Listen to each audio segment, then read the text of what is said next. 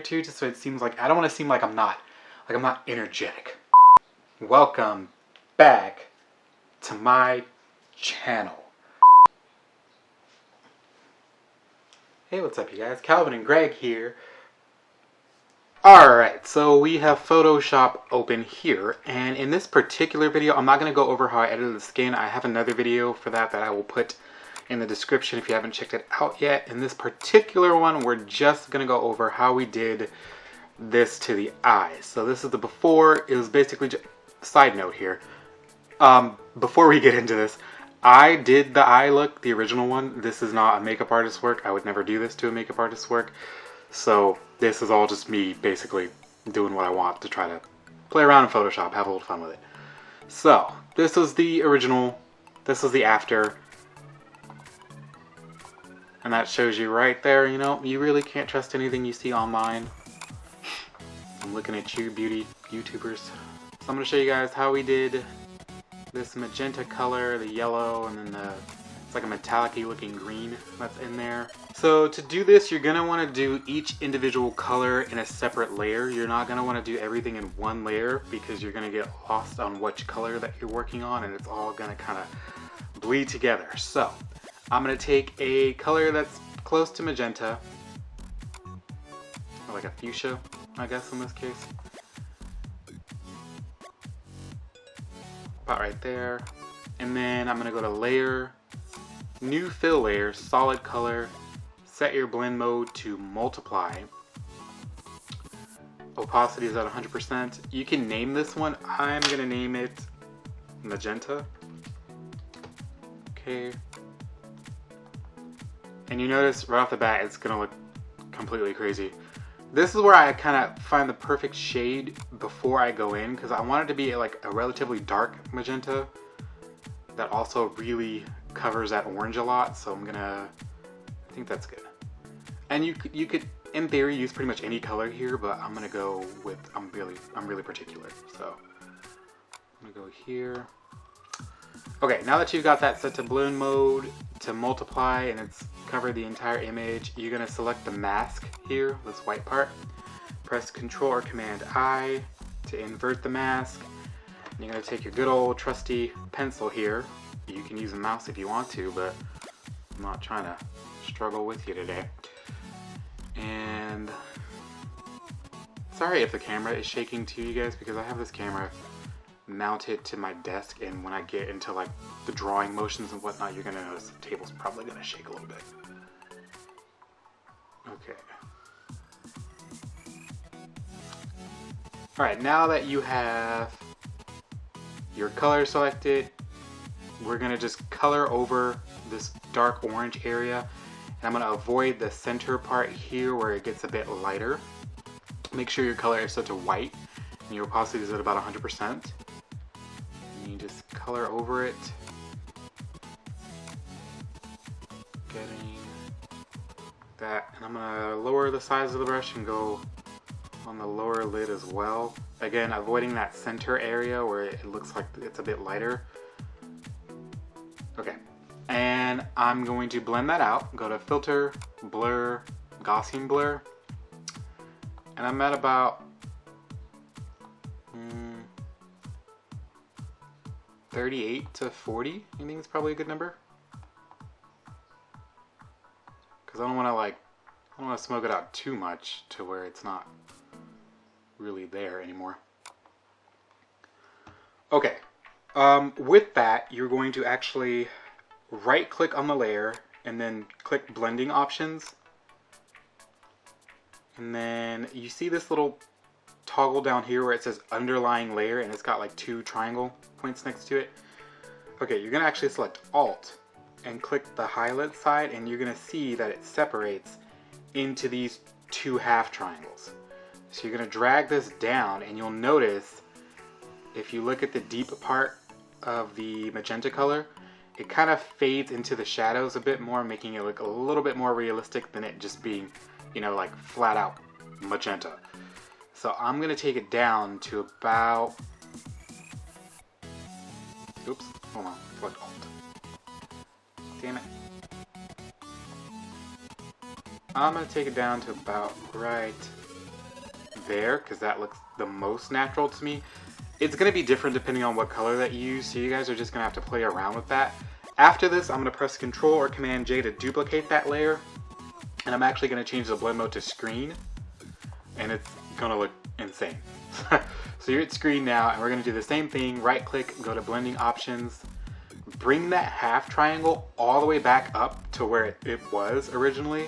This time we're going to do the darker side. So I'm going to take Alt again, and then click it, and then I'm going to drag it to where it looks, again, most natural to me. I think about right there.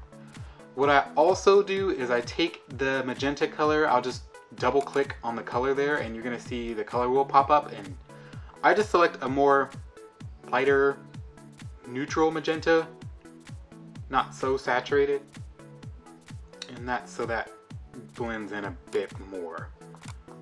And you'll notice it looks a lot more natural than just leaving it all one dark color. Okay, so I'm going to group these, shift click, Control or Command G, name that magenta. Alright, and we're going to do the exact same thing for whatever other color we want to add into this. So I like to look at the color theory wheel. I like to look at color theory a lot, and the complementary color for magenta is like a lime greenish color. So I'm going to put that in the center of the lid there. So we're going to go to Layer, New Fill Layer, Solid Color, change the blend mode to Multiply. I'm probably going to speed this part up just because I just showed you what it was. So let me just pick my color first. That looks pretty good. Invert the layer. Okay. Make sure white's selected. Okay. And then we're just going to color over the center of the lid. And the bottom portion.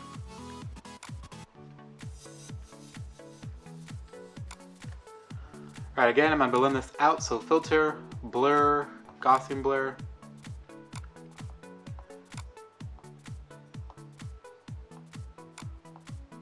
I don't want to do it too much again. I think I'm going to stay around 48 to 50. Duplicate that, Control or Command J. Change this one to screen. Alright, so take your multiply layer again. Actually, hold on, let me hide this first. Take your multiply layer, go to blending options, and again, Alt and click that little bottom arrow. Drag it down.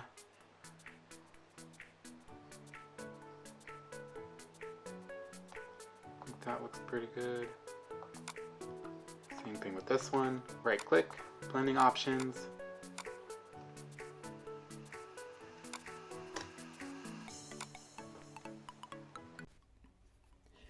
Hey guys, Calvin here. Sorry, I had to interject some audio here because at this point in the video, this is where my camera cut off.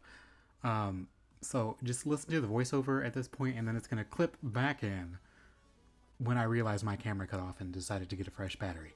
Okay, hold on 1 second.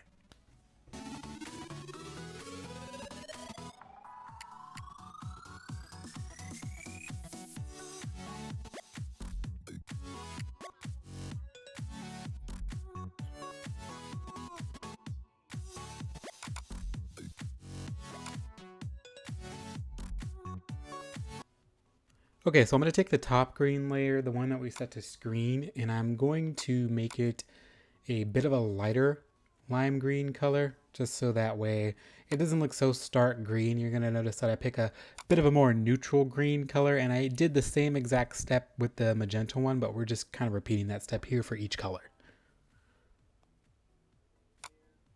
The next step I'm going to do is do the same thing, but with the color yellow on the inner corner of the eye, just to kind of give it a brightening effect, but still adding that detail of color in there. So I'm actually going to speed past this part because it's the exact same steps, and I will meet you at the end.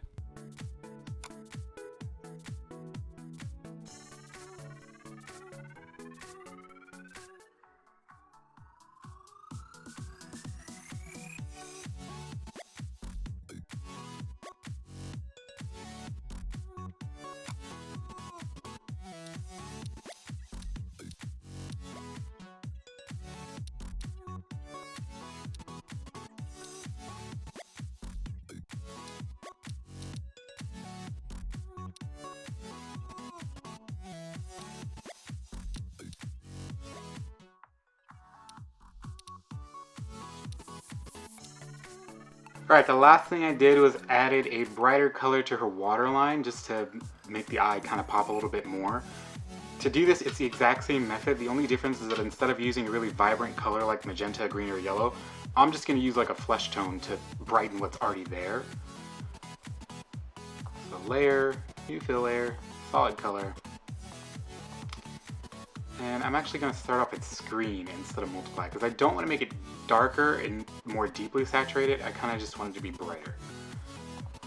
So I'm going to choose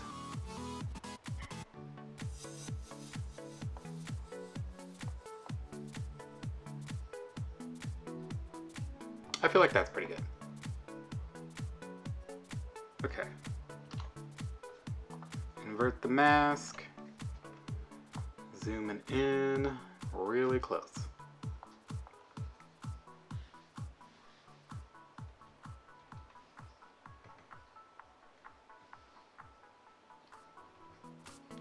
Alright, so you're going to want to pick up a brush that's about the same size as a waterline, and I'm just going to color in that area.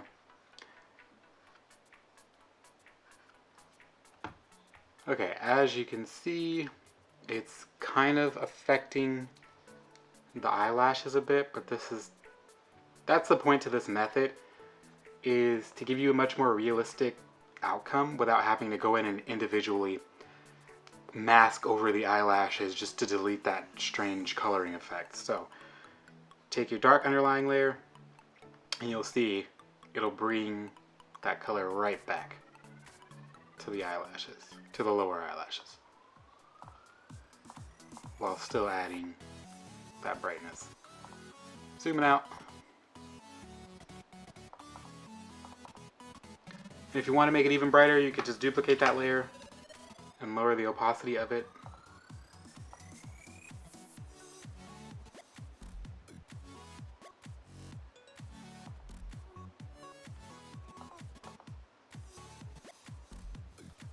Alright, and that's pretty much it, guys. That's a pretty easy, effective way to change any of the colors that you want in an image. If you want to alter the eyeshadow, lipstick color, blush, highlight, whatever you want, pretty much. Again, I would never personally do this on any makeup artist's work, but if you want to practice Photoshop, or if you just want to, you know, score a little coin on the internet by lying about your beauty makeup skills, then that's the way to do it. This is Velma. And she's here to teach you guys Photoshop and photography, I guess, because she's also a photographer.